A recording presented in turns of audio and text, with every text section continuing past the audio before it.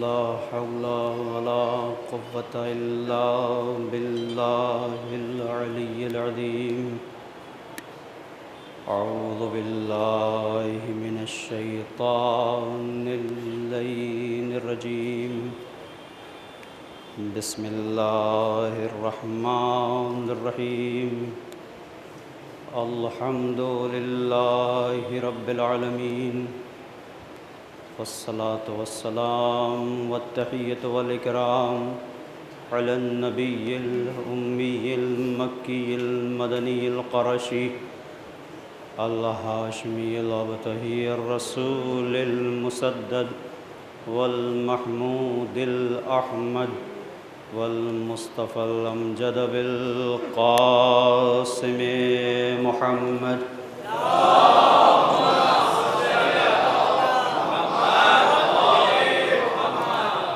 وعلى آله الطيبين الطاهرين المعصومين المظلومين لا سيما بقية الله الأعظم في الأرضين ولعنة الله على أعدائهم أجمعين من ليلنا هذا إلى قيام يوم الدين أما بعد فقد قال الله الحكيم في كتابه الكريم بسم الله الرحمن الرحيم يا أيها الذين آمنوا استجيبوا لله وللرسول إذا دعاكم لما يحييكم واعلموا أن الله يحول بين المرء وقلبه وأنه إليه تحشرون صلوات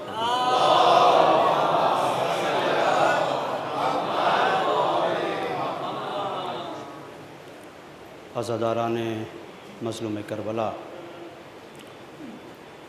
قرآن کریم کی سورہ انفال کی 24 نمبر کی آیت، جسے عنوان گفتگو کے طور پر آپ کی خدمت میں پیش کیا، ارشاد ہو رہا ہے: اے صاحبان ایمان، اللہ اور اس کے رسول کی دعوت پر لبیک کہو، اس لیے کہ اس لبیک میں تمہاری حیات ہے، اس لبیک میں تمہاری زندگی ہے۔ وَاعْلَمُوا أَنَّ اللَّهَ يَحُولُ بَيْنَ الْمَرْءِ وَقَلْبِهِ، اور یہ جان لو کہ تمہارا پروردگار تمہارے اور تمہارے دل کے درمیان حائل ہے۔ یعنی کوئی تصور جو تمہارے ذہن میں آتا ہے، تمہارے وجود سے اس تصور کے آنے کے بعد کوئی کام بعد میں عمل میں آتا ہے، تمہارے رب کو پہلے پتہ چل جاتا ہے۔ وَاعْلَمُوا أَنَّ اللَّهَ يَحُولُ بَيْنَ الْمَرْءِ وَقَلْبِهِ وَأَنَّهُ إِلَيْهِ تُحْشَرُونَ، اور یہ جان لو کہ تم سب اسی کی بارگاہ میں پلٹا دیے جاؤ گے جو تم سے رگ گردن سے زیادہ قریب ہے، اسی کی بارگاہ میں۔ لہٰذا وہ جب پکارے، وہ جب بلائے، تو زندگی کی کتنی ہی مصروفیتیں کیوں نہ ہوں، چونکہ وہ تمہارے ذہن کے خیالات کو وجود میں آنے سے پہلے پڑھ لیتا ہے، وہ تمہاری فکر کو جانتا ہے، وہ تمہارے خیال سے واقف ہے، تو زندگی کی کتنی بھی مصروفیت کیوں نہ ہو، جب وہ پکارے تو اس کی طرف دوڑو، اس لیے کہ اس دوڑنے میں تمہاری حیات ہے۔ جب وہ آواز دے تو لبیک کہو، اس لبیک میں تمہاری زندگی ہے۔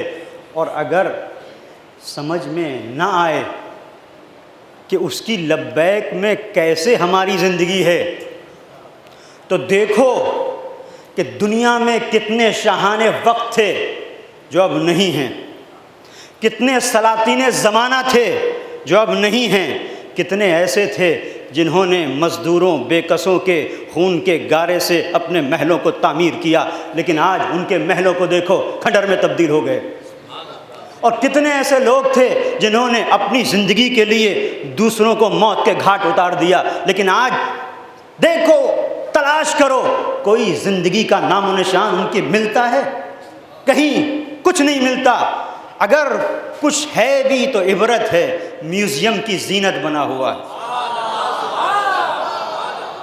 یہ کون لوگ تھے جنہوں نے اپنی زندگی کو بچانے کے لیے دوسروں کو موت کے گھاٹ اتار دیا، جنہوں نے اپنی زندگی کو باقی رکھنے کے لیے دوسروں کا قتل عام کیا؟ لیکن دیکھو اس ذات کو جس نے خدا کی آواز پر لبیک کہا۔ 61 ہجری کا واقعہ 1400 سال پہلے تھا، لیکن حسین جیسے کل زندہ تھے آج بھی زندہ ہے۔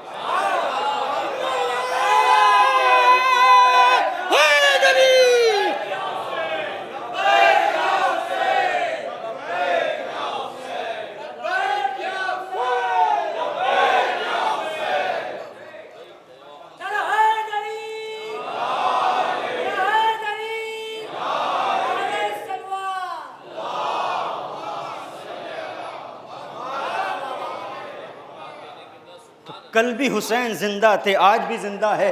یہ اگر کربلا کا واقعہ نہ ہوتا تو قرآن کے اندر یہ آیت رہ جاتی، پتہ نہیں چلتا کہ کیسے اللہ اور اس کے رسول کی دعوت پر لبیک کہو تو زندگی ملتی ہے۔ حسین نے اپنی زندگی کو اسلام کی راہ میں، اللہ کی آواز پر لبیک کی راہ میں قربان کر کے بتایا کہ کیسے زندگی ملتی ہے۔ ایسے ملتی ہے کہ یہ سر کٹ جاتا ہے، لیکن اس کے بعد بھی نو کے نیزہ پہ تلاوت قرآن کر کے بتاتا ہے کہ کٹ جانے کے بعد بھی ہم مقصد حیات سے غافل نہیں ہوتے۔ ہم مقصد حیات سے غافل نہیں ہوتے۔ سر و تن میں جدائی کرنے کے بعد تم سوچ سکتے ہو کہ تم نے ہمیں قتل کر دیا، لیکن عجیب بات ہے، آپ یہ دیکھیں کہ اگر قتل، یہ دنیا کی ظاہری جو آنکھیں ہیں اس کی نظر سے اگر آپ دیکھیں کہ انسان اگر کسی سے ڈرتا ہے اور اسے قتل کر دے، اب وہ ختم ہو گیا، اب اس کے بعد تو اب اسے نہیں ڈرنا چاہیے۔ کسی کی توجہ کیجیے گا، کسی کی آپ نے دیکھا ہے کوئی دو لوگوں کے درمیان، دو قبیلوں کے درمیان بڑی دشمنی ہو اور کچھ لوگوں کو ایک قبیلے نے قتل کر دیا تو دوسرے والے آئیں اس کی قبر سے ڈرے کہ یہ مرقد کیوں ہے، یہ قبر کیوں ہے، اس کے غم منانے والوں سے ڈریں، یہ کالے لباس کیوں ہیں، یہ سبیلے کیوں ہیں، یہ فرش ازاں کیوں ہیں، یہ ماتم کی صدائیں کیوں ہیں۔ اس کا مطلب یہ ہے کہ وہ سمجھتے ہیں ٹھیک ہے کہ سر و تن میں جدائی ہو سکی، لیکن وہ روح حسینیت جو کل زندہ تھی وہ آج بھی زندہ ہے۔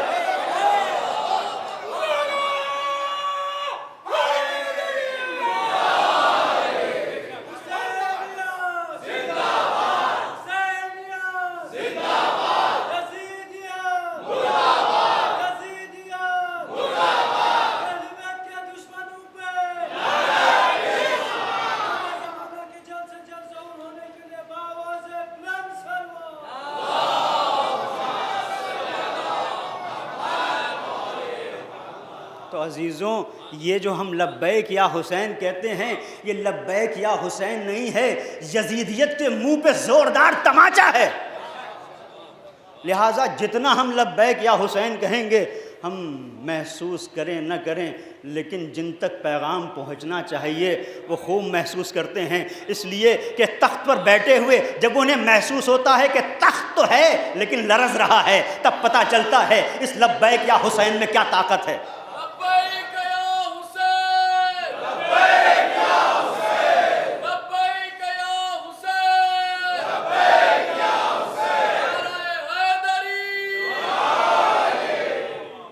اور یہ عجیب عزاداری کا ایک معجزہ ہے، ایک معجزہ ہے۔ جس طریقے سے کل یزید حسین سے خائف تھا، حسین سے ڈر رہا تھا، اگر ڈر نہ ہوتا تو بیعت کا مطالبہ کیوں کرتا؟ تو جس طریقے سے کل حسین سے ڈر رہا تھا، آج ایک یزیدی ٹولہ ان حسینیوں سے ڈر رہا ہے۔ اس کا مطلب یہ ہے کہ یہ عزاداری ہمیں درسگاہ کربلا سے متصل کر رہی ہے، اور اگر دشمن نہ ڈرے تو سوچنے کی بات ہے، دشمن نہ ڈرے تو سوچنے کی بات ہے۔ اس لیے کہ حسینیت کا امتیاز ہی یہی ہے کہ یہ حسینیت شعور دیتی ہے کہ ہر دور کے یزید کو بے نقاب کرو۔ یہ جو سید الشہداء نے آواز دی، مثلی لا یبایع مثلا، مجھ جیسا تجھ جیسے کی بیعت نہیں کر سکتا، تو اس کا مطلب یہ ہے کہ حسین آواز دے رہے ہیں کہ ٹھیک ہے سن 61 ہجری میں میرا سر تن سے جدا ہو گیا، لیکن یہ یاد رکھو میں ایک ایسے سلسلے شہادت کو چھوڑ کے جا رہا ہوں جو رہتی دنیا تک دین محمد کی حفاظت کرے گا۔ اور اسی لیے یہ موضوع بہت اہم ہے، محبت حسین سے لبیک یا حسین تک۔ یہ جو عنوان گفتگو ہے اس عشرے کے دوران، محبت حسین سے لبیک یا حسین تک، پوری توجہ کیجیے گا۔ یزیدیت کی تباہی محبت حسین سے شروع ہوتی ہے۔ لبیک یا حسین پر پتہ نہیں چلتا کہ یزیدیت کہاں تھی۔ کہا اگر دیکھنا ہے تو حسین کو دیکھو، حسین کے جذبوں کو اگر دیکھنا ہے شہدائے کربلا میں دیکھو۔ یہ شہدائے کربلا کا جو جذبہ تھا محبت حسین کے ساتھ ساتھ لبیک یا حسین کے معیت میں کس طریقے سے نکلے کہ ہمارے وجود کے اندر صرف حسین کا عشق نہیں ہے، صرف محبت حسین نہیں ہے، اس محبت حسین کے ساتھ جو جذبہ انگڑائی لے رہا ہے وہ لبیک یا حسین کا ہے۔ مطلب کیا ہے کہ حسین اگر تم نکلو گے تو ہم جہاں پر بھی ہوں، جس حال میں بھی ہوں، جس شکل میں بھی ہوں، جس قبیلے سے تعلق ہو، جس رنگ سے تعلق ہو، جس نسل سے تعلق ہو، ہم نسلوں کو چھوڑ دیں گے، رنگوں کو چھوڑ دیں گے، ہم ہر ایک کو چھوڑ کے یہ دیکھیں گے حسین کہاں بلا رہا ہے، حسین کہاں بلا رہا ہے، اور ہم حسین دیکھیں گے کہ تم کہاں ہو، ہمارا قبلہ حسین ہوگا۔ توجہ کیجئے گا، لبیک یا حسین ہمیں بتاتا ہے شعور ولایت پیدا کرو۔ لبیک یا حسین ہمیں بتاتا ہے شعور ولایت پیدا کرو، ورنہ بہت سارے لوگ تھے کہ جو مکے میں خانہ کعبہ کی زیارت کر رہے تھے، غلاف کعبہ سے چپکے ہوئے تھے، کوئی قرآن پڑھ رہا تھا، کوئی تسبیح کر رہا تھا، کوئی تحلیل کر رہا تھا۔ ایسا تو نہیں تھا کہ سب شرابی جواری تھے، بعض اس میں صحابہ پیغمبر تھے، بعض حافظین کرام تھے، بعض مفسرین تھے، لیکن یہاں سے سمجھیں لبیک یا حسین کیا ہے۔ ان میں سے بہت سے ایسے تھے جو سید الشہداء سے محبت کرتے تھے اور بے پناہ محبت کرتے تھے۔ ان میں سے بعض صحابہ کرام کو آپ دیکھیں، تاریخ میں ملے گا، جب سید الشہداء جا رہے ہیں تو آتے ہیں آنکھوں میں آنسو ہیں، گریہ کر رہے ہیں، اور ان میں سے ایک بزرگ صحابی کہ جن کا بڑا نام ہے، بڑا مرتبہ ہے علماء اسلام کے درمیان میں، وہ جب فرزند زہرا کو جاتے ہوئے دیکھتے ہیں تو آ کر کہتے ہیں یا ابن رسول اللہ کہاں کا ارادہ ہے؟ امام حسین نے کہا کہ مجھے جانا ہے، نانا کا دین بچانا ہے، نکلنا ہے۔ کہا نہ جائیے۔ اظہار محبت کو دیکھیں، توجہ کیجیے گا، محبت اگر لبیک یا حسین میں تبدیل نہ ہو سکے تو اس کا مطلب یہ ہے کہ ہو سکتا ہے کوئی محبت رکھتا ہو، وہ صحابی تو ہو سکتا ہے، حسین کا ساتھی نہیں ہو سکتا۔ صحابی ہونا اور ہے، حسین کا ساتھی بننا اور ہے۔ تو صحابی تھے، آئے یا ابن رسول اللہ کہاں جا رہے ہیں؟ آؤ دین اسلام کو بچانا ہے، نکلنا ہے۔ کہا نہ جائیے۔ اب یہ دیکھیں، محبت اگر محبت کی حد تک ہو، لبیک میں نہ بدلے تو انسان مشورہ دیتا ہے امام وقت کو۔ اور آپ کبھی دیکھیں کوئی مشورہ حضرت ابوالفضل عباس نے کہیں دیا ہو. یہ تو وہ ذات ہے جس نے خیمے لگا دیے اور لگانے کے بعد یہ اعلان کر دیا کہ کس کی ہمت ہے جو خیمے یہاں سے ہٹائے. اور اس کے بعد عجیب منزل ہے، اس کے بعد جب یہ پتہ چلا کہ منشا حسین کی کچھ اور ہے تو جن ہاتھوں سے خیمے لگائے تھے انہی ہاتھوں سے اکھاڑ دیے. یہ لبیک یا حسین کی منزل ہے، یہ لبیک یا حسین کی منزل ہے. صرف محبت کی بات نہیں ہے. بہت سارے لوگ ہیں جو محبت کرتے ہیں، محبت ایک مرحلہ ہے، لیکن جب یہی محبت منزل معرفت میں آتی ہے تو لبیک یا حسین میں تبدیل ہوتی ہے. تو وہ صحابی ہیں جنہوں نے کہا نہ جائیے، مشورہ بھی دیا، اور اس کے بعد اتنا انہوں نے احساس کیا غم کا کہ کہا یا ابن رسول اللہ ایک چھوٹی سی خواہش ہے. کیا خواہش ہے؟ کہ اپنے اس کرتے کو کھول دیجئے، کرتے کو کھول دیجئے، اس کے بٹن کھول دیجئے، تاکہ یہ بند قبا کھول دیجئے تاکہ وہ سینہ میرے سامنے ہو کہ جسے پیغمبر بوسہ دیا کرتے تھے. اسے کھول دیجئے. کھول دیا، سینے کا بوسہ لیا، گریہ کیا. یہ تاریخ میں ہے، گریہ کیا، روئے، سب کچھ کیا. پھر حسین نے کہا اب کیا ہے؟ کہا میں نے خود اپنی آنکھوں سے دیکھا ہے اس سینے اقدس کا پیغمبر بوسہ لیا کرتے تھے. تو پھر تم نے کیا سوچا؟ میرا ساتھ دو گے کہ نہیں؟ کہا نہیں، آپ کے ساتھ نہیں چل سکتا ہوں. اس کا مطلب یہ ہے کہ اگر انسان کے وجود کے اندر معرفت نہ ہو تو محبت سینے میں مچل مچل کے دم توڑ دیتی ہے. اگر آگے بڑھتی بھی ہے تو اس حد تک کہ سینے کا بوسہ لے دیا جائے، بس اس سے آگے نہیں.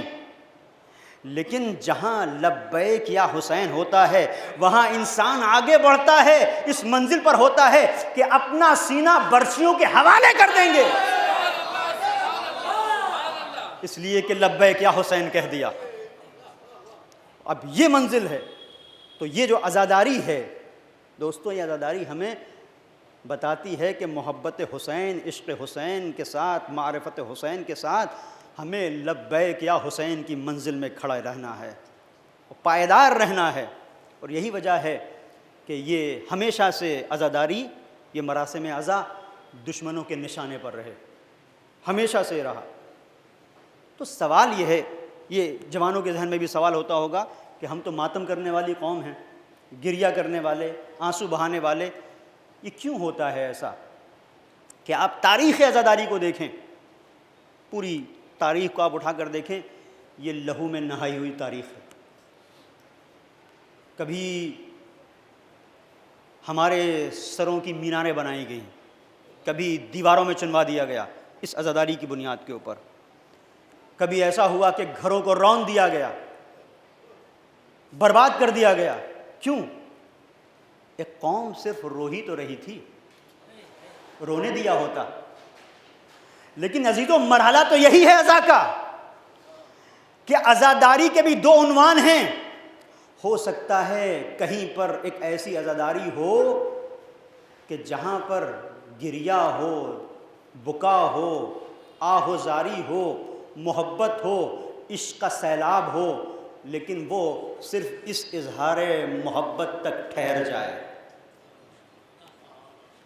یہ عزا کا ایک پہلو ہو سکتا ہے. یہ پہلو بھی محترم ہے، محترم ہے، اس کی توہین نہیں کرنا چاہیے اور کسی کو حق نہیں ہے. لیکن کیا ہی مزہ تو تب ہے جب اس محبت سے اٹھ کر انسان لبیک یا حسین کی منزل میں آئے.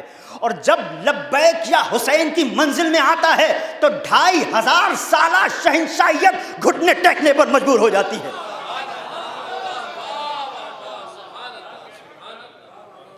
یہ طاقت لبیک یا حسین کی ہے کہ فقیہ ہوتے ہوئے ایک شخصیت جسے روح اللہ کہا گیا وہ آواز دیتی ہے میں اس انقلاب کے لانے میں کامیاب نہ ہوتا اگر یہ آہیں نہ ہوتی، یہ سسکیاں نہ ہوتی، یہ عزاداری نہ ہوتی. اس کا مطلب یہ ہے کہ اس عزا کی طاقت کو پہچانو، اس عزا کی طاقت کو پہچانو. اور ہم پہچانے نہ پہچانے دشمن پہچانتا ہے، عزا کی طاقت کو بھی پہچانتا ہے اور لبیک کی طاقت کو بھی پہچانتا ہے۔ اسی لیے آپ دیکھیں یہ اتنا زیادہ اس عزا کے خلاف پروپیگنڈا کیوں؟ اسے آپ محسوس کریں، کبھی آپ سوچیں کیوں؟ اس لیے کہ دشمن جانتا ہے اس عزا کا تعلق کربلا سے ہے، اور کربلا وہ میدان ہے جسے طاقت کے بل پر جیتا نہیں جا سکتا۔ آج کی تاریخ کو کل کی تاریخ سے ملائیں، آج کی تاریخ کو جہاں ہم بیٹھے ہیں اسے کل کی تاریخ سے ملائیں اور دیکھیں کہ کس طریقے سے دشمن کے حملے ہیں، اور اس کے باوجود بھی جیسے جیسے دن گزرتے ہیں اس عزاداری میں اور استحکام پیدا ہوتا چلا جاتا ہے۔ کتنے لاشیں جو اٹھائے نہیں گئے، کتنی مائیں کہ جن کی کوکھ نہیں اجڑی، کتنی ایسی ہماری بہنیں جن کی مانگ نہیں اجڑی، کتنے ایسے ہمارے بھائی کہ جن کے گھر میں کوئی نہیں بچا سوائے چند اشکوں اور نالوں کے ساتھ ایک بوڑھی ماں کے، کتنے ایسے ہیں۔ لیکن یہ مراسم عزا پر حملہ کرنے والے، یہ اپنے وجود کو ان عاشقان حیدر کرار کے درمیان آ کر ختم کر لینے والے کہ اپنے وجود کو بھی ختم کریں گے، انہیں بھی ختم کریں گے، ان سے پوچھو کہ ان کی کوششیں کبھی کامیاب ہو سکیں؟ یہ پوری تاریخ ہمارے سامنے بتا رہی ہے کہ یہاں پر اسلحے استعمال ہوئے، لیکن جنہوں نے اسلحے استعمال کیے ناکامی ان کے ہاتھ آئی۔ آج آپ دیکھیں جدید اسلحے استعمال ہوئے، اس کے باوجود بھی اس فرش عزا کو یہ سمیٹ نہ سکے، یہ پھیلتا چلا گیا۔ آپ دیکھیں، آپ کے سامنے ہے یہ پوری دنیا کا نقشہ، اور وہ ممالک کہ جہاں پر آئے دن حملے ہوتے رہتے ہیں، اور آج آپ ایک ملک کو دیکھ رہے ہیں کہ کس طریقے سے مسلسل شیعوں کے اوپر حملے ہو رہے ہیں اور کوئی نہیں ہے ان کا، لیکن آج بھی اس عزا کے سائے میں وہ اپنا دفاع کر رہے ہیں۔ کل کے اسلحے بھی ناکام، آج کے اسلحے بھی ناکام، کیوں؟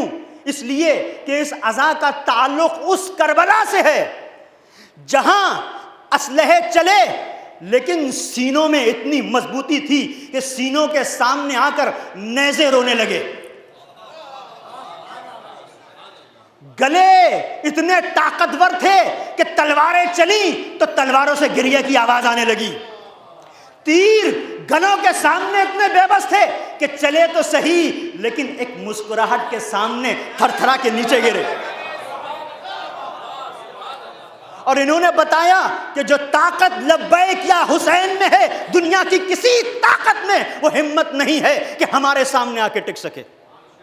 تو وہی سلسلہ ہے جو آج تک جاری ہے، اور عزیزو اس کی حفاظت ہماری ذمہ داری ہے، اور اسی لیے ہم نے علماء کو دیکھا، بزرگوں کو دیکھا اور ان کا انداز دیکھا۔ انداز کیا تھا آپ دیکھیں، علامہ طباطبائی صاحب تفسیر المیزان، ان کے سلسلے سے ملتا ہے کہ خاص طور پر جب محرم آتا تھا سارے کاموں کو چھوڑ دیتے تھے، عزائے سید الشہداء کے دن آ گئے، اپنے آپ کو وقف کر دیتے تھے سید الشہداء کے لیے۔ عجیب منزل ہے، اس سے پہچانیں، اپنے مرتبے کو بھی پہچانیں کہ ہم کہاں ہیں اور کس عظیم بارگاہ میں ہمیں بلایا گیا ہے، دعوت دی گئی ہے، اسے ذرا محسوس کریں۔ علامہ طباطبائی، ہمارے جوان اگر واقف نہ ہوں سرچ کریں، دیکھیں، تلاش کریں یہ کون سی شخصیت ہے، عظیم شخصیت جس نے تفسیر المیزان جیسی عظیم المرتبت کتاب لکھی۔ عرفان اور فلسفے میں کوئی ثانی نہیں تھا، لیکن عجیب منزل ہے، سید الشہداء کی بارگاہ میں خاضع تھے، یعنی بتا رہے تھے چاہے فلسفہ ہو، عرفان ہو، حکمت ہو، تفسیر ہو، حدیث ہو، فقہ ہو، کسی بھی منزل پر کہیں تم بلندی پر پہنچ ہی نہیں سکتے جب تک کہ بارگاہ حسین میں اپنے سر کو جھکا نہ دو۔ اسی لیے آپ کے سلسلے سے یہ ملتا ہے، خاص طور پر سید الشہداء کہ جب یہ ایام غم آتے تھے سارے کاموں کو چھوڑ دیتے تھے۔ ان کے سلسلے سے ہے کہ ایک شخص تھا جو عزاداری کیا کرتا تھا، فرش عزا بچھاتا تھا، خاص طور پر شریک ہوتے تھے کہ بھائی کب تمہارے یہاں مجلس حسین ہے میں آؤں گا، شریک ہوتے تھے۔ اس نے کچھ اپنے گھر میں تعمیرات کروائیں، کچھ اس نے سوچا کہ گھر کو مثلا پھیلائے، جیسے ہوتا ہے گھر بڑا کرے، تعمیراتی کام کروایا، فرش عزا بچھی، علامہ طباطبائی پہنچے، عام طور پر جہاں مجلس ہوتی تھی وہاں نہیں بٹھایا، بڑا گھر ہو چکا تھا تو جو اچھی جگہ تھی وہاں بٹھایا، یہ آپ کے لیے یہ جگہ ہے، وہاں بیٹھے، فرش عزا بچھا، مجلس ہوئی، اور اس دوران کسی ایک خاص طرف آپ کی نظر تھی، بانی مجلس کو جو محتمم تھا اسے بلایا، اور بلانے کے بعد اس سے یہ پوچھا، یہ بتاؤ بھائی تمہارے گھر میں یہ فرش عزا کب سے بچھ رہی ہے؟ کہا 40 سال سے بچ رہی ہے۔ کہاں؟ کہا یہ جو خاص حجرہ ہے یہاں پر 40 سال سے مسلسل عزاداری ہو رہی ہے۔ تو کہا مجھے یہاں کیوں بٹھایا ہے؟ مجھے وہاں لے کے چلو جہاں 40 سال سے یہ فرش عزا بچھ رہی ہے۔ اس کا مطلب کیا ہے کہ جہاں پر بھی ذکر حسین ہوتا ہے وہ چاہے چھوٹی سی جگہ ہو، دنیا کی نظر میں چھوٹی ہوتی ہے لیکن خدا کی نظر میں بہت بڑی ہوتی ہے۔ علماء بزرگان اس کو پہچانتے ہیں۔ آپ نے نام سنا ہے آیت اللہ العظمیٰ خوئی کا بھی، اور آپ نے نام سنا ہے علامہ قاضی طباطبائی کا بھی۔ یہ بزرگ شخصیتیں ہیں، ان کے انداز کو دیکھیں فرش عزا کے سلسلے سے۔ آغا خوئی نقل کرتے ہیں، عظیم مرجع، خود بیان کرتے ہیں کہ اس طرح سے میرے استاد قاضی طباطبائی مراسم عزا کا اہتمام کرتے تھے، مجالس عزا میں شرکت کرتے تھے اس انداز سے، خلوص کے ساتھ، کہ کہتے ہیں جو عزادار آیا کرتے تھے مراسم عزا میں شرکت کے لیے فرش عزا پر، ان کی جہاں جوتیاں رکھی جاتی تھیں وہاں یہ عارف شخصیت جسے قاضی طباطبائی کہا گیا ہے یہ بیٹھ جاتے تھے۔ عزادار جوتی اتار کے اندر آ جاتا تھا، اسے پتہ بھی نہیں ہوتا تھا، وہ تو فضائل اہل بیت اطہار علیہ السلام، مصائب سید الشہداء کو سن رہا ہے، لیکن جب باہر نکلتا تھا تو اس کا جوتا صاف ملتا تھا، اور اپنی عبا کے دامن سے عزادار کی جوتیوں کو صاف کیا کرتے تھے۔ یہ مرتبہ ہے، اس کو پہچانیں۔ اپنی عبا کے دامن سے عزاداروں کی جوتیوں کو صاف کرنے والا یہ کون ہے؟ اسے قاضی طباطبائی کہا گیا۔ یہ علماء سیر و سلوک کے رہنما ہیں، اور آیت اللہ خوئی کہتے ہیں کہ میں اس ڈر سے کہ کہیں ایسا نہ ہو، اس خوف سے کہ کہیں ایسا نہ ہو کہ میں جوتیاں اتار دوں اور میری جوتیوں کو یہ میرا استاد اپنی عبا سے صاف کرے، کہیں ایسا نہ ہو، اس لیے میں اپنی جوتیوں کو اپنے بغل میں رکھ کر آگے بڑھ جایا کرتا تھا کہ کہیں استاد ایسا نہ ہو کہ یہ صاف کریں اور مجھے خفت محسوس ہو۔ اور آخر وقت تک آپ کا شیوا یہ تھا، آخر وقت تک، کہ چل نہیں سکتے تھے، اٹھ نہیں سکتے تھے، کرسی پہ بیٹھے رہتے تھے، اور جب عزادار آتے تھے مجلس میں تو ان کے لیے کپوں میں چائے اڈیلتے تھے۔ کسی نے کہا حضور چائے دینے کے لیے بہت سارے لوگ ہیں، ہم جوان موجود ہیں، ہم دے دیں گے، آپ بیٹھیے، آپ کا مرتبہ کچھ اور ہے۔ کہتے تھے نہیں، جب تک طاقت تھی جوتیاں صاف کرتا رہا، جب تک طاقت تھی اپنے ہاتھوں سے چائے پلائی۔ سید الشہداء کی بارگاہ میں کام کا مزہ تو تب ہے جب خود کیا جائے، خود کیا جائے۔ اور پھر فرماتے تھے کہ آخر وقت تک میں چاہتا ہوں کہ سید الشہداء کے چائے پلانے والوں میں میرا شمار ہو، جس نے نہ جانے کتنے شاگردوں کی تربیت کی ہے۔ کیوں؟ اس لیے کہ مرتبے کو سمجھتے تھے، پوری توجہ کیجیے گا، مرتبے کو سمجھتے تھے کہ عزاداری ہے کیا، ہم سمجھے تو صحیح کہ عزاداری ہے کیا، جانے تو صحیح کہ ہم کہاں پر ہیں، کس نے بلایا ہے،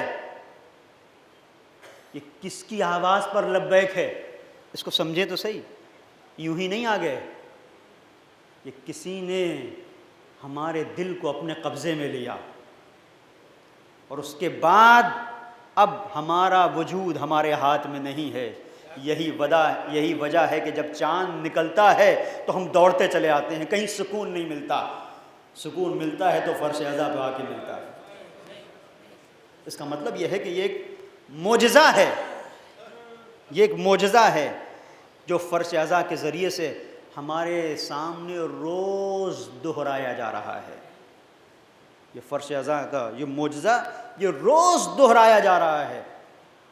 اور ان جیسے علماء کی، قاضی طباطبائی اور آیت اللہ خوئی جیسے علماء کی نظر کس بات پر تھی؟ ان کی نظر تھی روایات یہاں پر بیان کیا گیا ہے. پوری توجہ کیجیے گا کہ یہ کیا ہے فرش اعضاء. فوج یصعد و فوج ینزل. جب یہ ذکر حسین ہوتا ہے تو ہم تو عام لوگوں کو دیکھتے ہیں، فلاں دوست دکھ گیا، فلاں بھائی دکھ گیا، فلاں رشتہ دار دکھ گیا، لیکن یہاں پر صرف بھائی اور رشتہ دار یہ تو ہم دیکھتے ہیں، کچھ اور لوگ بھی ہوتے ہیں جنہیں ہم دیکھ نہیں پاتے، جنہیں ہم دیکھ نہیں پاتے. اور یہ کیسے پتہ چلا؟ ایک شخصیت ہیں ابو ہارون مکفوف، صادق آل محمد امام جعفر صادق علیہ السلام کا دور ہے.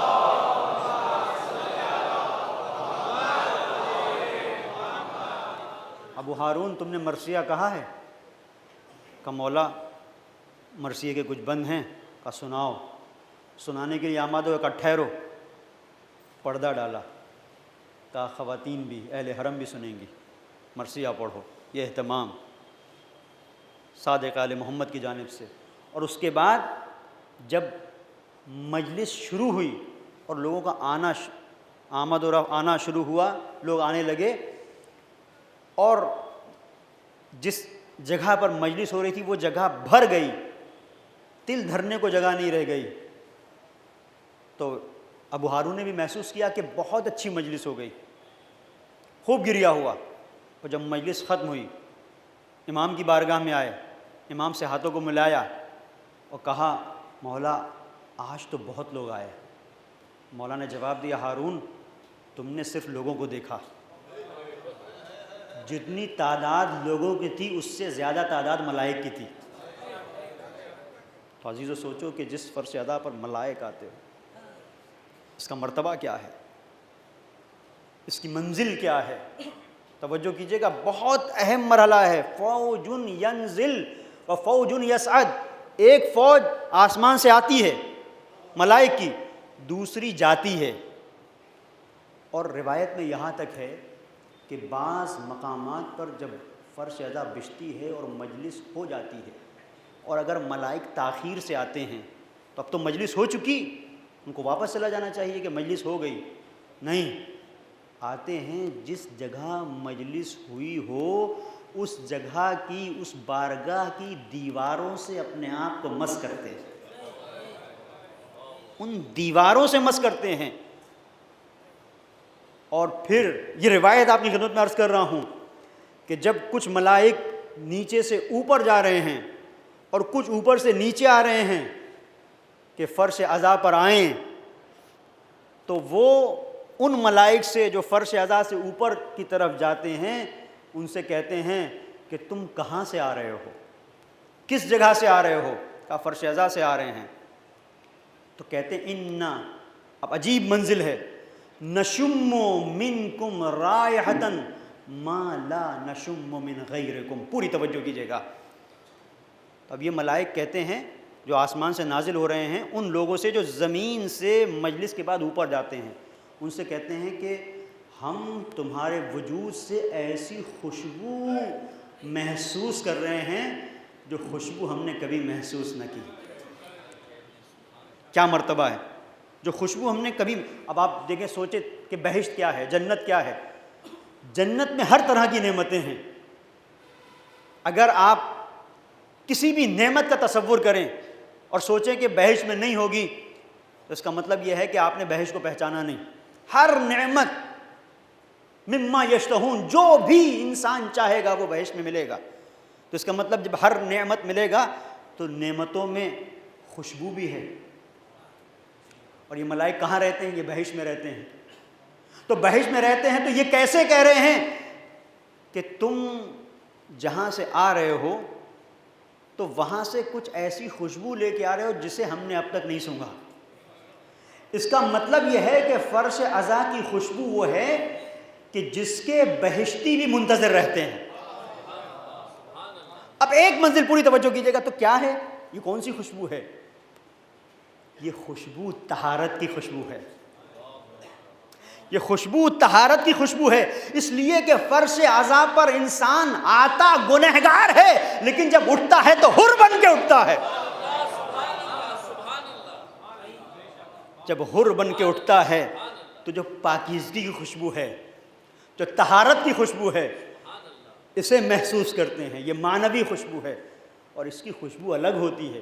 ایک انسان جو مسلسل نماز پڑھ رہا ہے، روزے رکھ رہا ہے، حج کر رہا ہے، زکوٰۃ کر رہا ہے، نیک اعمال انجام دے رہا ہے، وہ الگ ہے۔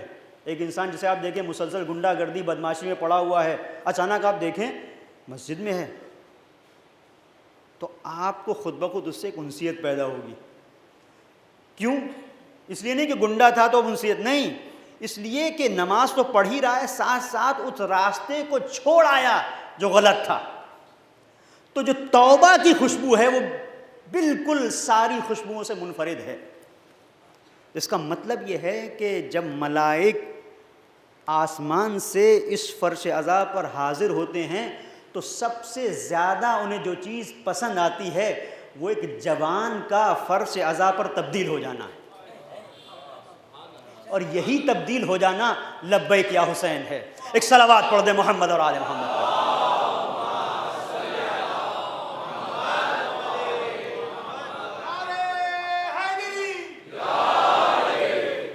یہی تبدیل ہو جانا یہ لبیک یا حسین ہے۔ اور اگر ہم اپنی محبت کو سنبھال کر رکھیں، سنوار کر رکھیں، تو یہ محبت ایک مرحلے پر معرفت کے ساتھ جب انگڑائی لے گی تو وہ مرحلہ ہوگا کہ جہاں ہم اپنے دور میں پہچانیں گے کہ آج کے دور کی یزیدیت کہاں پر ہے اور اس سے مقابلہ کیسے کرنا ہے۔ بھئی یہی ہر دور میں کربلا کی آواز ہے، ہر دور میں کربلا کی آواز یہ ہے کہ اپنے زمانے کے یزید کو پہچانو، اپنے دور کے ظالم کو پہچانو۔ کوئی پہچانے نہ پہچانے اور پہچانے میں غلطی کرے نہ کرے، لیکن جو واقعی حسینی ہوتا ہے، حقیقت میں جو حسین شناس ہوتا ہے، جو مزاج حسینیت کو پہچانتا ہے، وہ کبھی غلطی نہیں کرتا۔ بہت حساس مرحلے پر لے کر آ گیا، پوری توجہ کیجئے گا۔ جو واقعی حسین شناس ہوتا ہے وہ کبھی غلطی نہیں کرتا اور کبھی اداکاروں کی اداکاری میں وہ حسینی مزاج کا سودا نہیں کرتا۔ میں مثال دے رہا ہوں، بہت حساس مرحلہ ہے، پوری احتیاط کے ساتھ۔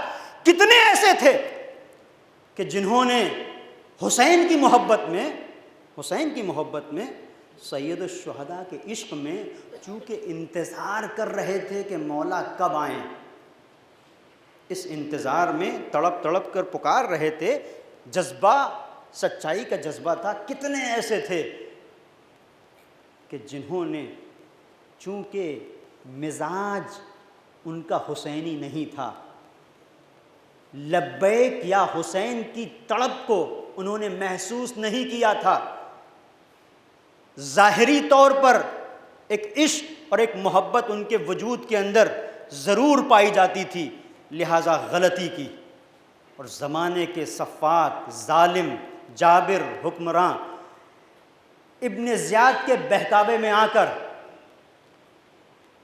اس کے ہاتھوں پر بیعت کر لی، یہ سوچ کر کہ یہ حسین ہے۔ بہت حساس مرحلہ ہے۔ آپ دیکھیں تاریخ میں کیا کیا تھا ابن زیاد نے۔ لوگوں میں جب مشہور کر دیا کہ حسین آ رہے ہیں اور حسین پہنچنے والے ہیں، تو کیا کیا؟ نقاب ڈال کر اس انداز سے آیا کہ لوگ نعرے لگا رہے ہیں کہ ہاں ہمارا مولا آ گیا، آ گیا، آوازیں بلند ہو رہی ہیں۔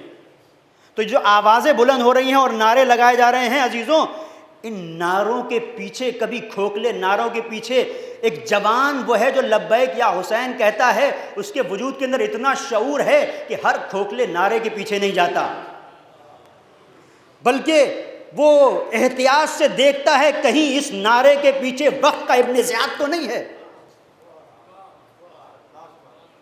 اس لیے کہ ظاہری وضاقتاں اور اپنے آپ کو اس انداز سے ڈھال لینا، یہ یزیدیت کا کام ہے جو نفاق کے پردے میں آتی ہے بہکانے کے لیے۔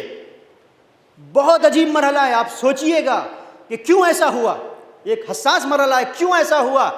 یہ جو اتنے سارے کوفے کے لوگ تھے، یہ کیوں جیلوں میں، زندانوں میں نظر آئے؟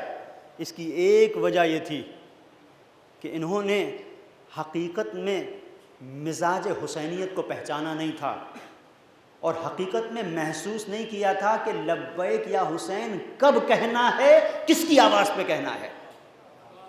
لبیک یا حسین کے لیے ضروری ہے کہ سامنے والا حسین صفت تو ہو کم سے کم کہ ہم لبیک یا حسین کہیں۔ توجہ کیجئے گا، لبیک یا حسین ضروری ہے، لیکن کس کی آواز پر؟ یہ سب کے سب کیا کر رہے تھے؟ اب جملے یہاں پر بڑے سخت ہو جائیں گے، میں نہیں کہنا چاہتا، لیکن آپ یہ دیکھیے کہ لبیک لبیک تو کہہ ہی رہے تھے، کیا سمجھ کے کہہ رہے تھے کہ کون آ گیا؟ سید الشہداء آ گئے۔ لیکن کس مرحلے پر امتحان ہوا ہے کہ حسین ذہن میں بیعت ابن زیاد کی ہو رہی ہے، حسین ذہن میں ہے۔ عزیزو، یہ مزاج انسان پہچانے، دشمنوں کا یہ انداز رہا ہے، انہیں پتہ ہے کہ اگر یوں میں حملہ کرتا، ابن زیاد جانتا تھا، حملہ کرتا، ان کو اگر پکڑنے کی کوشش کرتا، یہ پکڑ میں نہ آتے، ان کو گرفتار کرنے کے لیے جال ڈالنا ضروری ہے، اور یہ فریب کا جال تھا جو ابن زیاد نے بچھایا تھا۔ کامیاب کیسے ہوا؟ اس لیے کہ اتنے جذباتی لوگ تھے کہ نعروں کے پیچھے چل دیے، یہ بھی نہ سوچا کہ حسین نے جسے اپنا سفیر بنا کے بھیجا ہے، کم سے کم اس سے جا کے پوچھ تو لیں۔ عجیب مرحلہ ہے۔ تو جب سن 60 ہجری میں اس مرحلے پر ابھی محرم آئے نہیں ہیں، سن 60 ہجری ہے، جناب مسلم جب پہنچے ہیں، تو یہ وہ ذہن میں رکھیے گا کہ جب سن 60 ہجری میں دشمن اپنا جال ڈال کر ان لوگوں کو جو عشق حسینی میں ڈوبے ہوئے ہیں استعمال کر سکتا ہے، کس خطا کی بنیاد کے اوپر؟ اس لیے کہ ان لوگوں نے خطا یہ کی کہ جس نائب کو حسین نے بھیجا تھا اس کے پاس آنے کی زحمت نہیں کی۔ تو اس کا مطلب یہ ہے کہ آج 1400 سال گزر جانے کے بعد ان کے ہتھ کنڈے اور بھی مضبوط ہو گئے ہیں، لہٰذا آج کے دور میں ہر ایک آواز کو بلند ہونے سے پہلے اپنے آپ کو بچا وہ سکتا ہے جو پہچانے کہ آج کے نائبین امام، جنہیں فقہا کہا جاتا ہے، جنہیں مراجع کہا جاتا ہے، ان کا انداز کیا ہے، وہ جس رخ پر جا رہے ہیں وہی شاہراہ حسینیت ہے، اور اس سے اگر ہٹ گئے تو عزیزو یہ سارا جذبہ، یہ ساری محنت، یہ سارا عشق، یہ سب کے سب استعمال میں آ جائے گا۔ بڑا حساس مرحلہ ہے، اس کو سمجھنے کی ضرورت ہے کہ آج ایک ابن زیاد نہیں ہے، نہ جانے کتنے رنگ و روپ دھارے ہیں ابن زیادوں نے، نہ جانے کتنے ابن زیاد گول میزوں پر بیٹھ کر کانفرنسیں کر کے یہ تلاش کر رہے ہیں راہ کہ کیسے اس قوم کی طاقت کو توڑا جائے۔ تو اس قوم کی طاقت کہاں پر ٹوٹتی ہے اگر اس کو دیکھنا ہے تو دیکھو کربلا سے پہلے کوفے میں کیسے طاقت ٹوٹی تھی۔ طاقت حقیقت میں نہیں ٹوٹی تھی، ورنہ جو مسلم کی طاقت تھی وہ تو طاقت تھی، وہ کہاں ٹوٹتی؟ نہیں، لوگوں کا ساتھ جو ہوتا ہے، جہاں لوگ اکٹھے ہوتے ہیں اور ہمراہ ہوتے ہیں، اس طاقت کو کیسے توڑا؟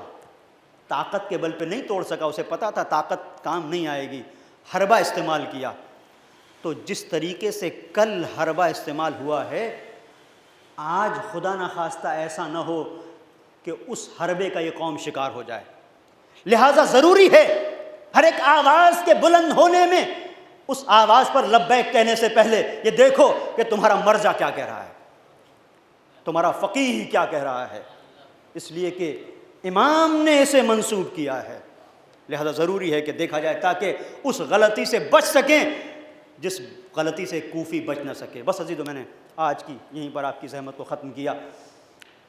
محبت حسین سے لبیک یا حسین تک یہ بڑا شیریں سفر ہے جس کی مٹھاس تم محسوس کرو نہ کرو، لیکن حر نے محسوس کی ہے، حر نے محسوس کی ہے کہ محبت کے ساتھ جب معرفت آئی تو منزل کیا تھی۔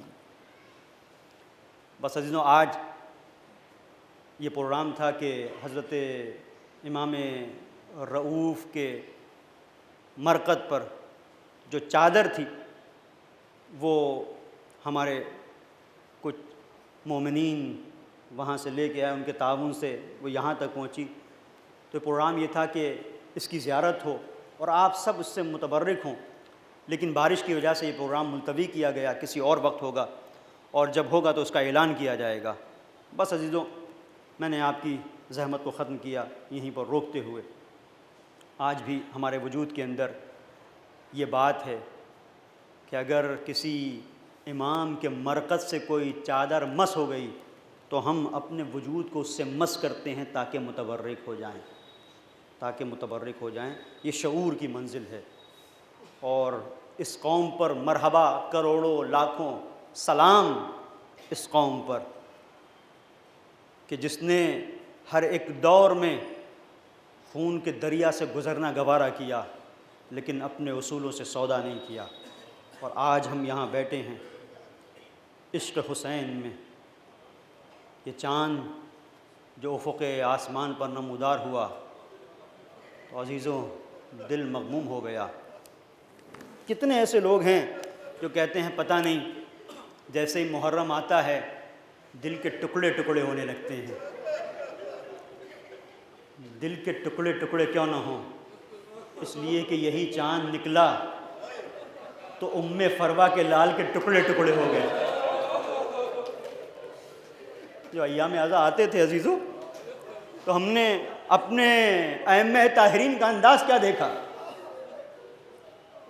امام کاظم فرماتے ہیں میں نے محرم کے چاند کے بعد اپنے بابا کے چہرے پر کبھی مسکراہٹ کو نہیں دیکھا، گریہ فرمایا کرتے تھے۔ امام رضا ریان من شبیب یبن شبیب ان کنت باقیا علی شیء فابک للحسین۔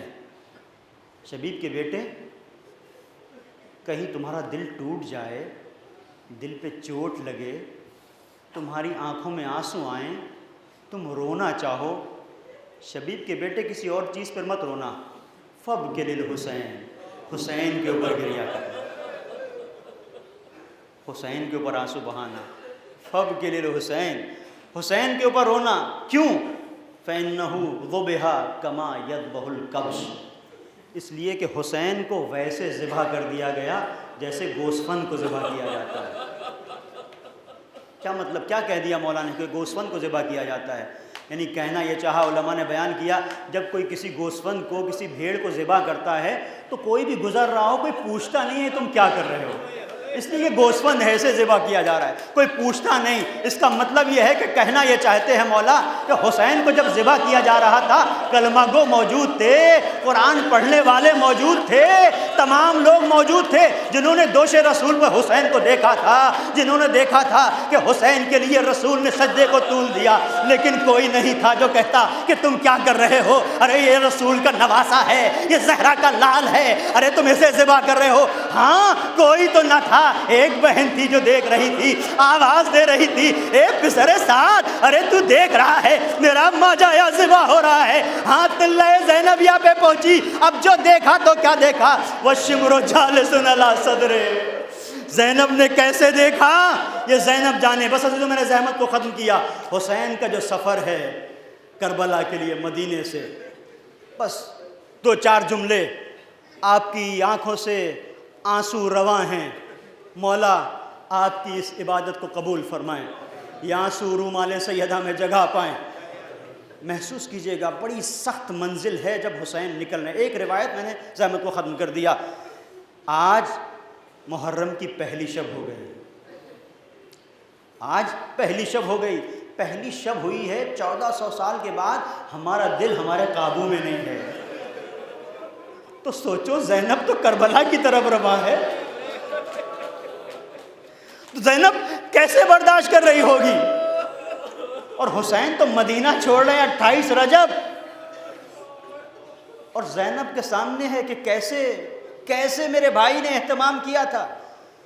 عبداللہ ابن سنان کوفی کہتا ہے، علامہ جوادی نے اسے نقل کیا اس روایت کو، عبداللہ ابن سنان کوفی کہتا ہے کہ جب حسین نے سامان سفر کو تیار کیا اور حسین اپنے گھر کو چھوڑ رہے تھے، تو میں نے کہا ذرا دیکھنا چاہتا ہوں کہ حسین کس انداز سے اپنے گھر کو چھوڑ رہے ہیں۔ میں آیا، عجیب کیفیت ہے۔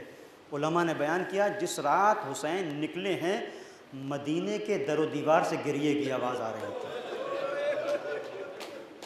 رسول اللہ کے صحابی ہیں قروہ بارقی، روایتوں میں ملتا ہے کہ کانا لا یسمع صوت الرعد، بجلی کڑکتی تھی تو بجلی کے کڑکنے کی آواز نہیں سن پاتے تھے، لیکن جس شب میں حسین رخصت ہو رہے ہیں مدینے سے، ہڑبڑا کے اٹھے، زار و زار گریا، آنسو رواں ہیں۔ زوجہ نے پوچھا عبداللہ یہ کیا صورتحال ہے؟ عبداللہ بارقی یہ کیا صورتحال ہے، یہ کیوں ایسے گریا کر رہے ہو؟ کہا کہ ایسا لگتا ہے جیسے مدینے کے در و دیوار سے گریے کی آواز آ رہی ہے۔ عبداللہ تمہیں تو سنائی نہیں دیتا؟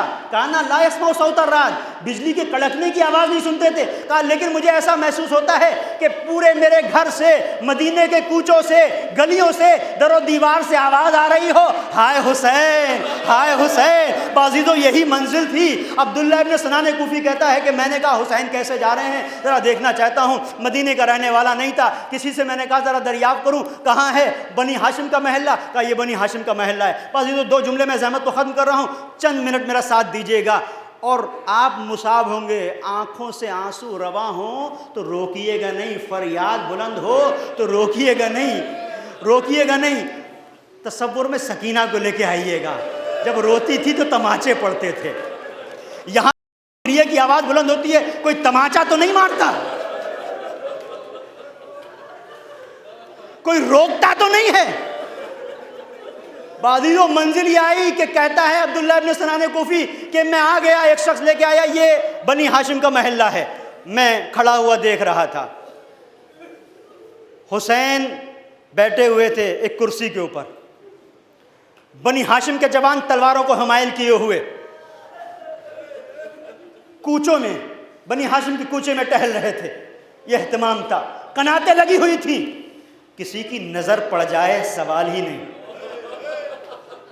عباس کی سپہ سالاری میں یہ قافلہ نکل رہا ہے مدینے سے، تو ساری سپہ سالاری جب عباس کی ہے تو حکم بھی عباس کا چل رہا ہے، علی اکبر فلاں جگہ کھڑے رہنا، قاسم یہاں پر تمہاری جگہ ہے، اور محمد تم یہاں پر رہو گے۔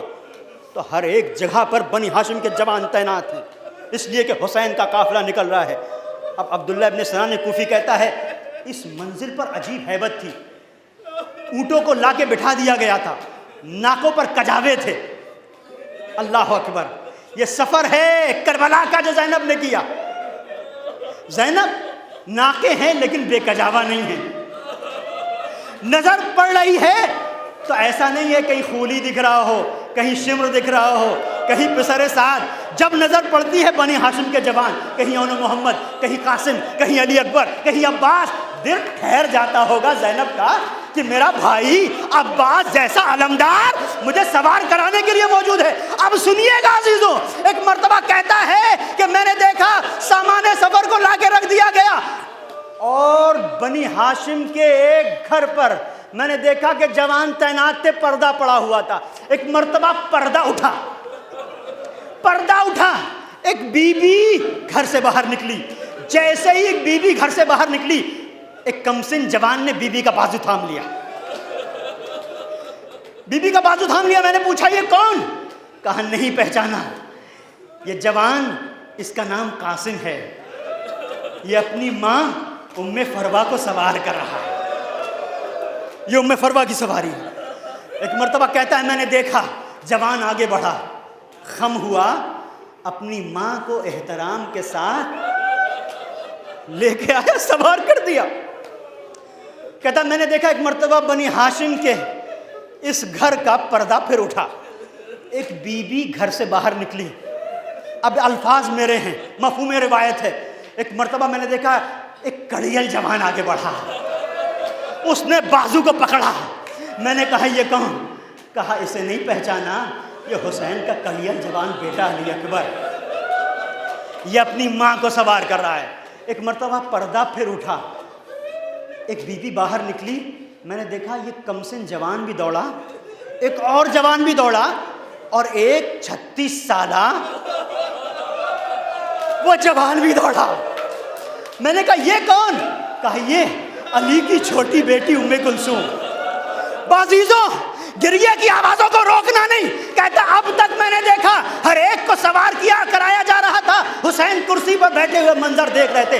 ایک مرتبہ بنی ہاشم کے گھر کا ایک پردہ اٹھا، ایک بی بی گھر سے باہر نکلی، جیسے ہی ابھی دہلیز سے قدم باہر نہیں پڑے تھے، بنی ہاشم کی خواتین نے اپنے جھرمٹ میں لے لیا، اپنے جھرمٹ میں لے لیا۔ ادھر سے وہ جوان دوڑا، ادھر سے وہ غازی دوڑا، ادھر سے 2 چھوٹے چھوٹے بچے دوڑے۔ میں نے کہا یہ کون؟ ابھی حیرت سے سوچ رہا تھا کہ ایک مرتبہ میں نے دیکھا اب تک جو سوار ہو رہا تھا حسین اپنی جگہ پہ بیٹھے ہوئے تھے، ایک مرتبہ اب جو بی بی نکلی، ارے حسین کھڑے ہو گئے۔ عزیزوں، میں نے پوچھا یہ کون؟ کہا نہیں پہچانا، علی کی بڑی بیٹی، ارے زینب۔ عزیزوں، یہ 28 رجب کا مدینہ، ارے آؤ 11 محرم۔ ایک مرتبہ زینب نے دیکھا لاشیں بکھرے ہوئے، سب کو سوار کرا دیا۔ اب جو دیکھا تو کوئی نہیں۔ عزیزوں، علماء نے بیان کیا حسین کو نہیں پکارا، علی اکبر کو آواز نہیں دی، اپنے بچوں کو صدا نہیں دی۔ ایک مرتبہ زینب نے ترائی کا رخ کیا، اے میرے بھیا، ارے تو نے سوار کرایا تھا، زینب جا رہی ہے، سيعلم الذين ظلموا